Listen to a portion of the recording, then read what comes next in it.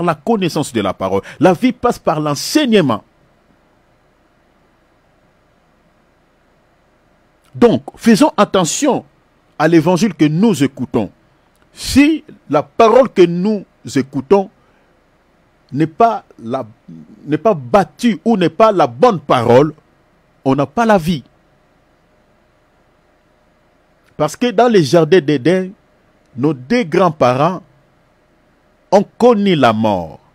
C'est par l'enseignement, un faux enseignement.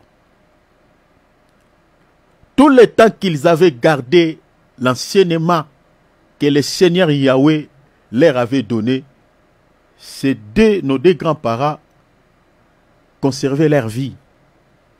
Ils marchaient dans la crainte de notre Seigneur, ils vivaient.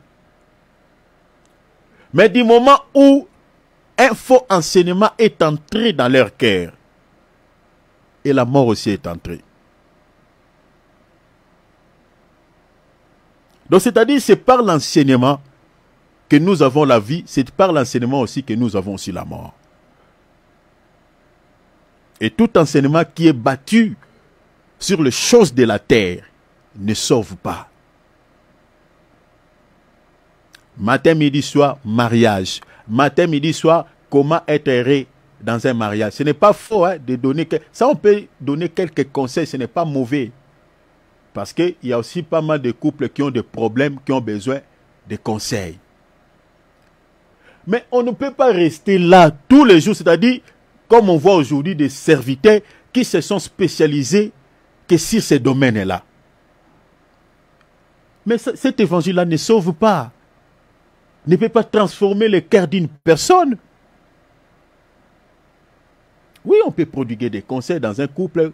Comment vous pouvez vivre, voilà l'homme et la femme, tout ça. Donner quelques conseils en se basant aussi sur la parole. L'évangile qui peut sauver l'homme, c'est l'évangile de la croix. L'évangile doit être christocentrique. Prêcher sur la mort et la résurrection de Christ. Nous n'avons pas 2, 3, 4 chemins. Jésus-Christ est le chemin, la vie et la vérité. Si on n'en passe pas par cette porte, on n'a pas les salis. Et une personne qui écoute l'évangile de la croix ne peut plus demeurer dans les péchés. Déjà même dans les couples, si l'homme et la femme sont réellement convertis, écoute la prédication de la croix, on ne leur dira pas comment doivent-ils vivre dans leur mariage. On ne leur dira pas.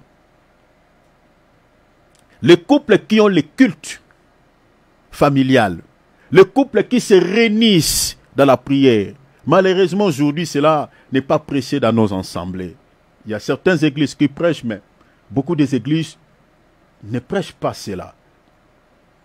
Normalement, dans chaque famille, dans chaque couple, il faut qu'il y ait quand même des réunions de prière.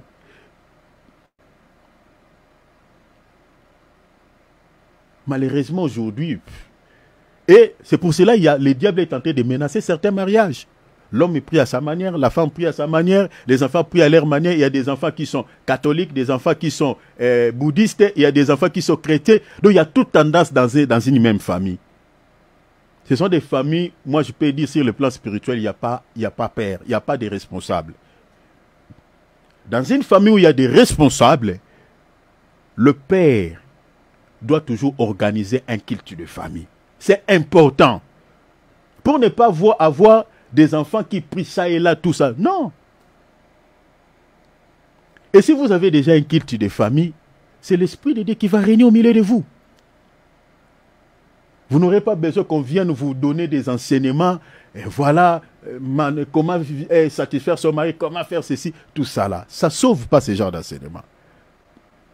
Les enseignements qui est battu sur le matu vu, sur les choses de la terre, ne sauvent pas. L'apôtre Paul dit ceci. Nous employons, je suis dans 1 Corinthiens chapitre 2, verset 13e. Nous employons un langage spirituel pour les choses spirituelles. Nous n'employons pas un langage spirituel pour les choses charnelles. Non. L'affection de la chair, c'est la mort. Déclare la Bible, Romains chapitre 8, à partir du verset 5. Mais l'affection de l'esprit, c'est la vie et la paix. Quand nous lisons les Écritures, c'est pour prêcher ce qui est spirituel. Attacher le cœur des enfants de Dieu à ce qui est spirituel. C'est pour le salut de l'âme et n'est pas pour sauver les corps. Le Seigneur dit, premièrement, cherchez le royaume et la justice. Quand on parle de la justice, il est question de prêcher sur la sainteté. Parce que l'injustice, c'est tout ce qui est charnel. 1 Corinthiens chapitre 6e, à partir du verset 9. Vous descendez. La Bible dit, ne vous y trompez pas. Les injustes n'hériteront point le royaume des cieux.